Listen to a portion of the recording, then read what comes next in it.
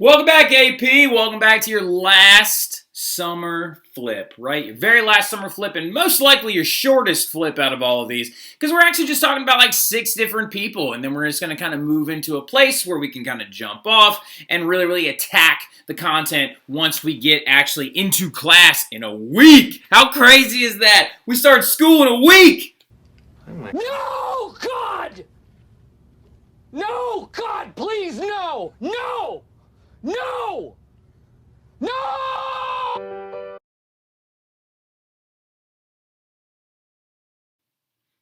I know how some of y'all are probably feeling, but I'm excited. I'm really excited to get to know y'all, really excited to kind of teach y'all this stuff, really excited to see some of y'all get interested in it, and even if you don't get interested in it, I don't really care because you took a class, so you're here. Now, anyway, but the big thing about it is we are now getting into the point where we are talking about our humanists, our actual Renaissance thinkers, right? We are leaving the Middle Ages behind. We are moving into the Renaissance era, right? And we spent the last flips talking about Europe, our timeline, the Romans, and the Middle Ages, and feudalism, and the early Middle Ages, and the high Middle Ages, and the late Middle Ages, which was just full of a lot of and all this other stuff. And we talked about how that then actually encouraged economic growth, the growth of the northern communes in Italy, etc., etc., etc. And then we got into what humanism is, right? We talked about the early or the late Middle Ages view of antiquity, right? We looked at the pictures of the Colosseum, talked about stone thieves and stuff like that, and how they didn't have any respect for the Roman era that came before them. And then we moved into Dante. And speaking of not having respect for the Roman era that came before him, this guy, definitely not one of those guys. This guy is Francesco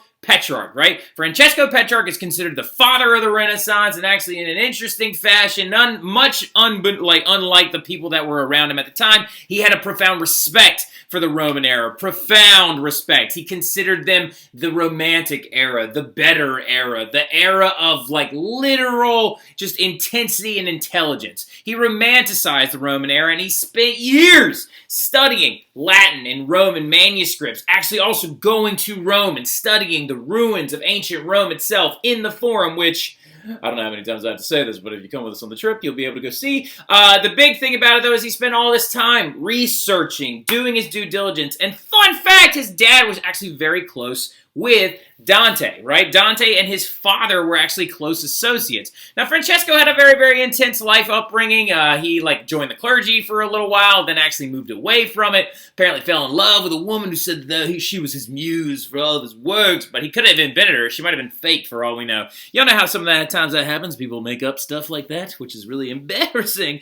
Now, anyway, but the big thing, though, is he spent all this time studying these Roman manuscripts, translating them into Italian, and then also writing poetry. Jot that down somewhere. He was also a very proficient poet, right? Actually, the Petrarchian sonnet is actually named directly after Petrarch, and it's the exact same kind of rhythmic use of language that William Shakespeare would use in the late Renaissance, quote unquote, maybe possibly considered the Renaissance. Some people don't consider him a part of the Renaissance whatsoever. Some people say he's not even a real person, but we're not going to get into that. But Shakespeare used the Petrarchian sonnet form actually created by Petrarch to create his own plays and things like that. Now, also, Petrarch is the one who apparently, according to many historians, not according to some others, that actually coined the term the Dark Ages, right? Referring to the Middle Ages as the Dark Ages, right? Now, some people argue this term a lot.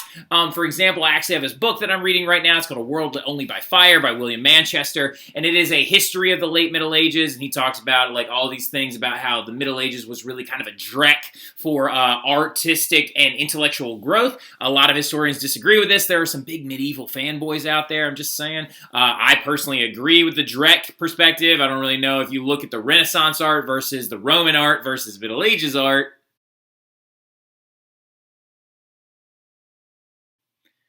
Yeah, I don't know how, great that era was really going on. Now, the big thing, though, is Petrarch is going to coin that term Dark Ages, and he is going to kind of get the ball rolling further. Where Dante started with vernacular literature, Petrarch is going to keep the movement going, right? He's going to keep the movement going, it's going to gain steam, and he believes in the idea of revitalizing those classical texts, right? Bringing about a new golden age. He believed that translating the works of the Romans into vernacular languages and also studying them is a very important important thing. He studied the ancient Greek language, he studied Latin language as well, and he also was some of the first people to start on the translating like many old Roman philosophers, including but not limited to Cicero, the works of the emperors, and etc., and other things like that. Now, he also believes that this idea of classical learning and the revitalization of classical text is going to then move into creating a new educational style for young men. Sexist much? Now, anyway, but the big thing about it is actually you can thank Aristotle for that.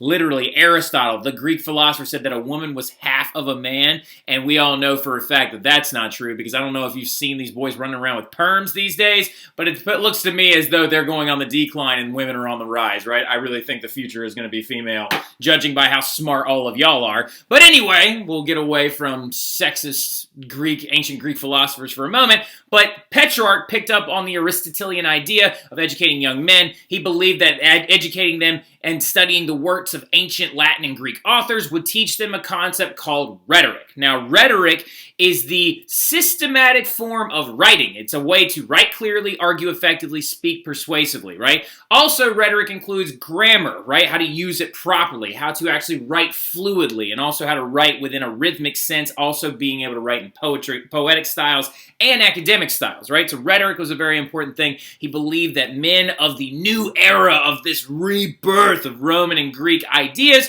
needed to be able to write effectively, right? So he taught a heavy amount of rhetoric. He also tried to recreate some of these ideas of these academics, right? Or the academias or academies. So he actually began to open up schools and actually really push forward the ideas of Plato's Academy. Now, another guy that's going to come up here in a second is actually going to create a very official form of a new Platonic academy. His name is Marsilio Ficino, but we haven't gotten to him yet. Now, the big thing, though, also is studying of the classics became known as the liberal studies and or the liberal arts, right? Which I went to a liberal arts college.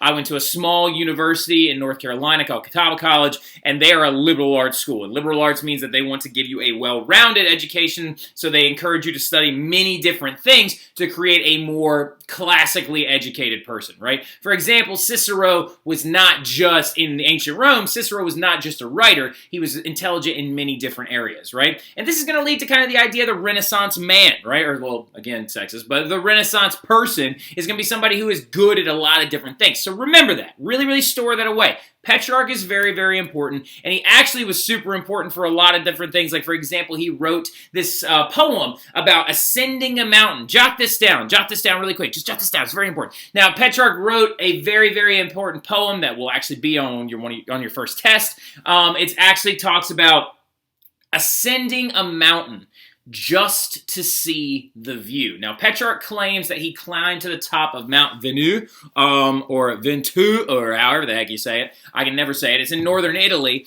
and apparently, according to Petrarch, that mountain had not been climbed by mortal men since the time of the Romans. So you can see he's already romanticizing the ideas of the Romans, saying that the middle-aged people are cretins and that they're not climbing mountains just to enjoy the spiritual efficacy of it. But he climbed to the top of this mountain, and in his poem, he made an argument that an idea of looking at the world around you and seeing the view from this amazing precipice and looking upon the world everywhere can be spiritually uplifting, not just reading the Bible, not just connecting with it in that way. So that's a really important thing. Climbing a mountain just to see the view, right? And we'll look at that text when we actually get back into class, just like we'll look at Dante's stuff when we get into class as well, because I don't want to take too much time of your summer or what little remains of it to actually just sit there and be like, no, and just go on for minutes and minutes, right? So we just began talking about humanism, right? Humanism, the idea of focusing on secular studies, focusing on the study of the ancient Greeks and Romans, the gifts of antiquity. Humanism, your first humanists, before it became divided into subcategories, were your guys like Dante and Petrarch, right? You could also argue that you're like ancient philosophers, Plato, Aristotle, Socrates, Cicero, Epicurus, like Quintilian, all those guys, Tacitus. You could argue that they're also humanists, right? But now for their era, they were more of the academic, but we're not going to get into the delineations of terminology right now. So humanists, your earliest humanists, your late Middle Ages / beginning of the Renaissance humanists were Dante and Petrarch, right? But then humanism became a giant umbrella term. It became this term that kind of covered a lot of different subjects. And so as the Renaissance progressed, we ended up with 3 different types of humanists, right? We ended up with secular humanists, which were your very early humanists, your first humanists that came after Dante and Petrarch, that began to study the world around them, look at mathematics, engineering, historiography, the study of art, the study of everything, really. Your secular humanists are the guys that we're going to be talking about in this flip, okay? So what I need you to do after you jot this thing down is give yourself a nice little title and just be like the secular humanists. I also sometimes call them the JV humanists because they actually were really important. They paved the way for the big heavy hitters that are going to come around in these 2 categories. However, they're probably never going to pop up on an AP test. But just to give you a heads up, you do need to know them because actually one question did come up about delineating between these 3 on the AP test this year, and it could be a thing that costs you the difference between a 2 and a 3, right? And we want those 3s and higher. We don't want anything lower than a 3 on our AP test, right? So secular humanists are the ones we're going to talk about first. They're your earliest humanists. They're going to begin to kind of just look away from religion. Well, not away from religion. They're going to begin to study less about how to get to the afterlife and the understandings of the inner workings of God and faith, and they're going to more so look around them and be like, what is the life I'm living here? Why does this do this? Why does all of these things do these things? Where does coffee come from? Why does it taste so good? Stuff like that, right? So, well, not specifically, I'm just giving you an idea that they're studying the world around them. Civic humanists are then going to later, if you want to jot these descriptions down, you're more than welcome. Civic humanists are then going to kind of look at their government, city life, and how the civilian lives inside of this civitas, right? So, now the big thing, though, we're going to talk about Machiavelli. We're also going to talk about Baldassare Castiglione in that one as well, or Castiglione, or however you say his name in Italian.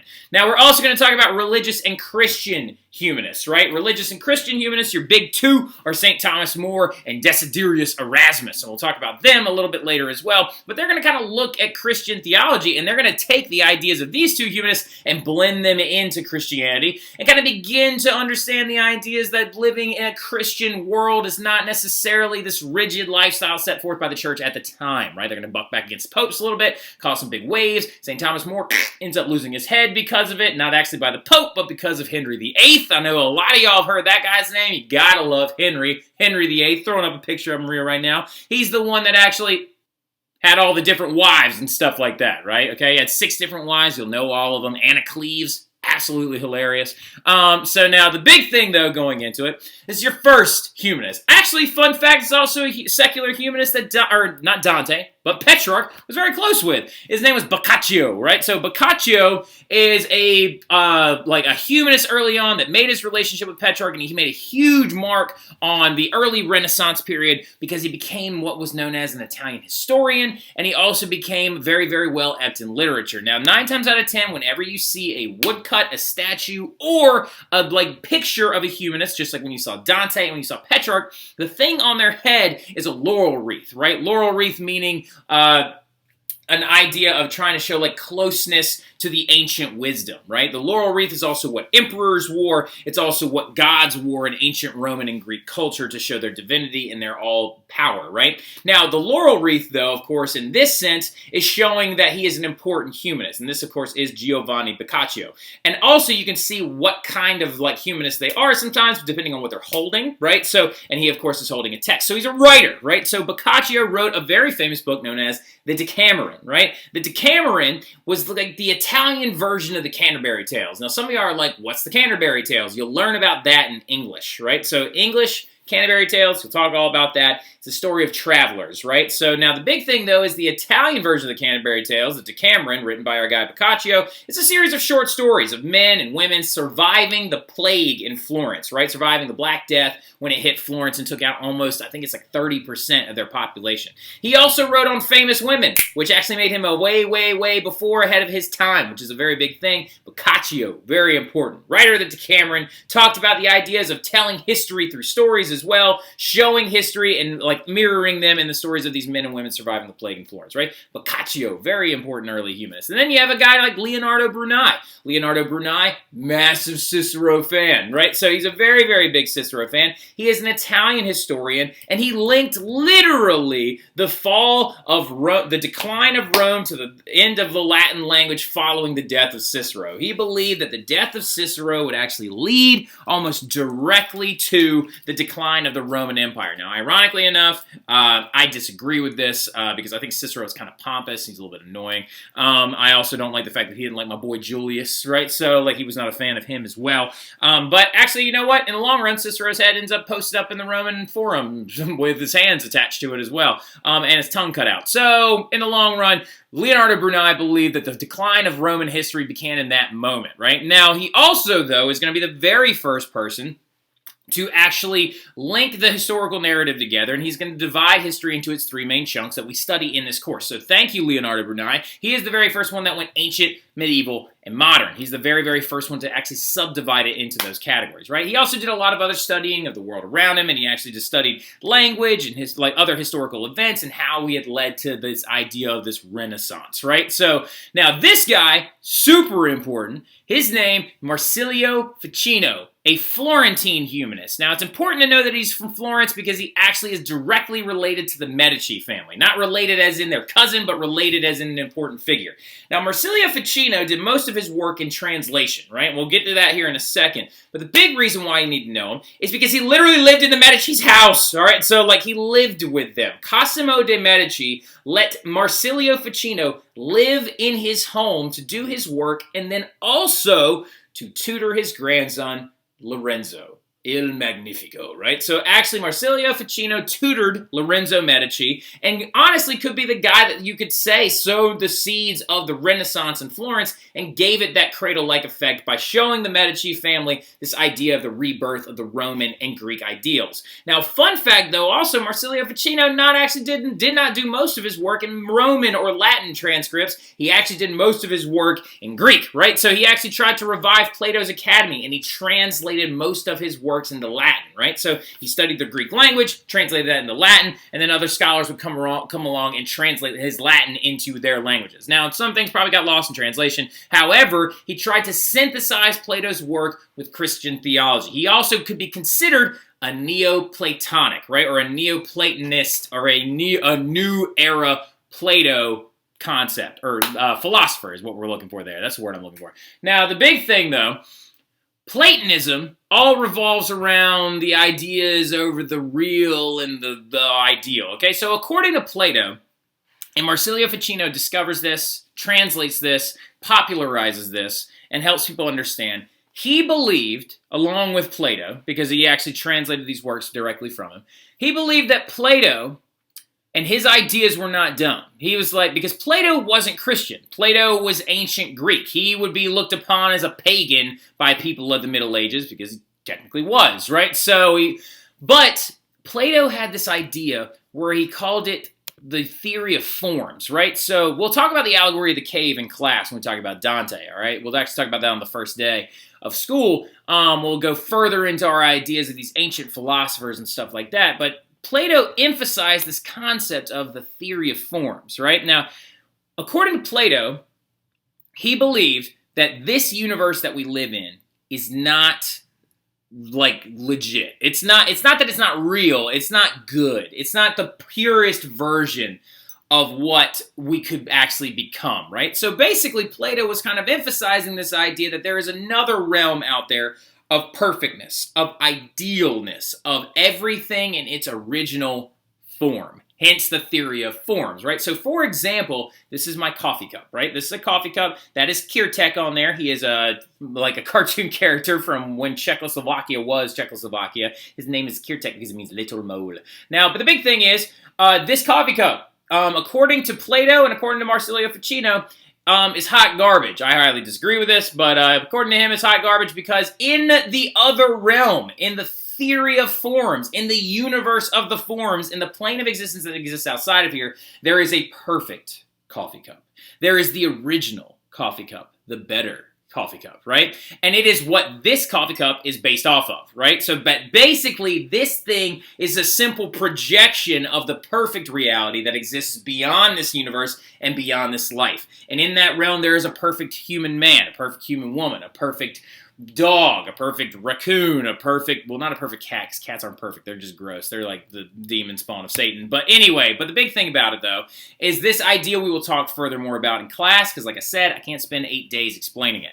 Now, the big thing also, this guy's big, very, very important. He's like the rebellious 80s hairband rock star from the early, like, humanist era. But this guy, Pico Mirandola, right? So Pico Mirandola is a Renaissance philosopher that broke down walls and barriers, and he did this by creating these things known as theses, right?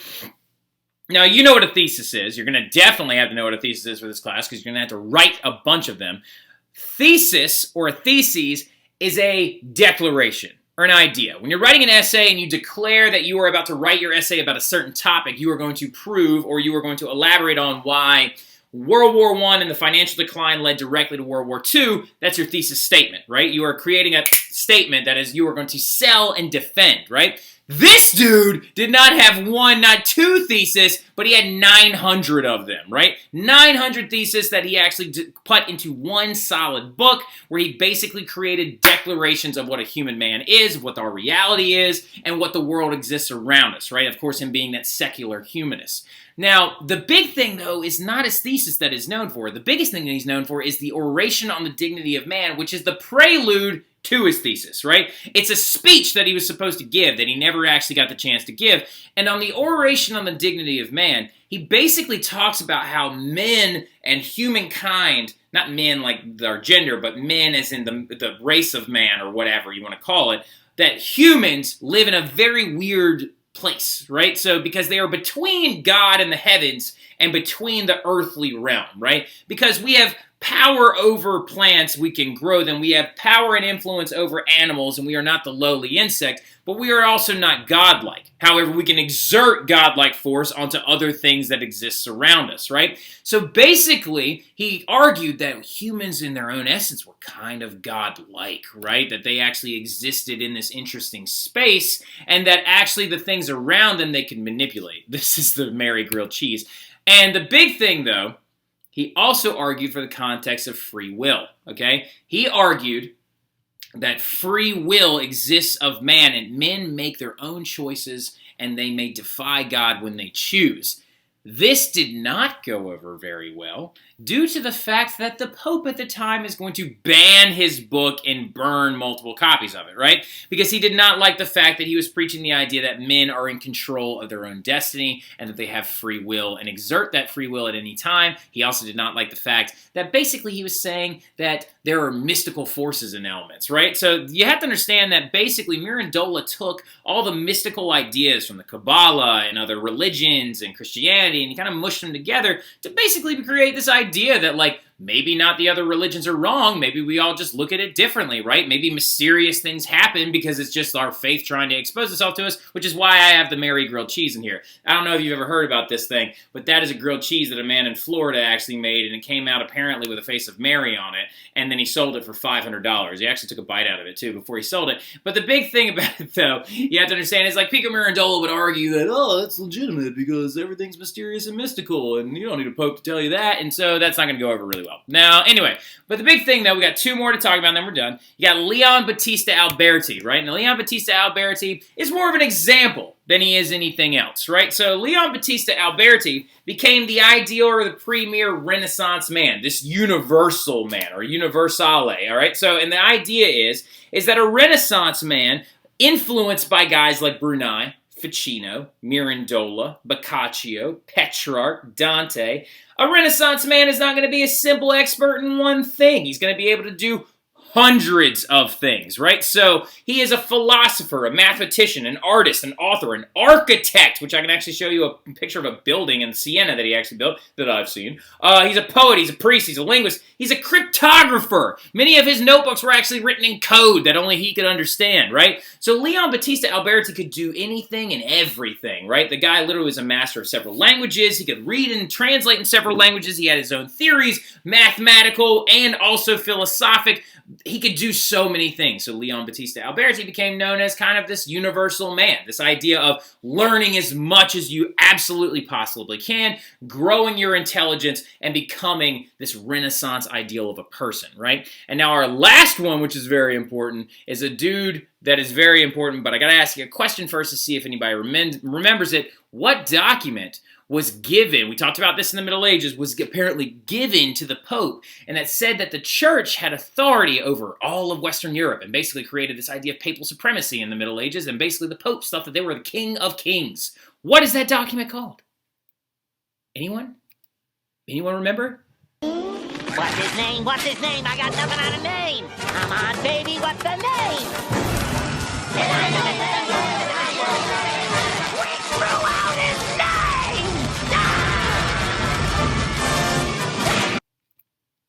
Nah, I didn't figure you'd get that one. It's pretty tough. It's called the Donation of Constantine, right? And for any of you who are stomping right now and saying, I knew it.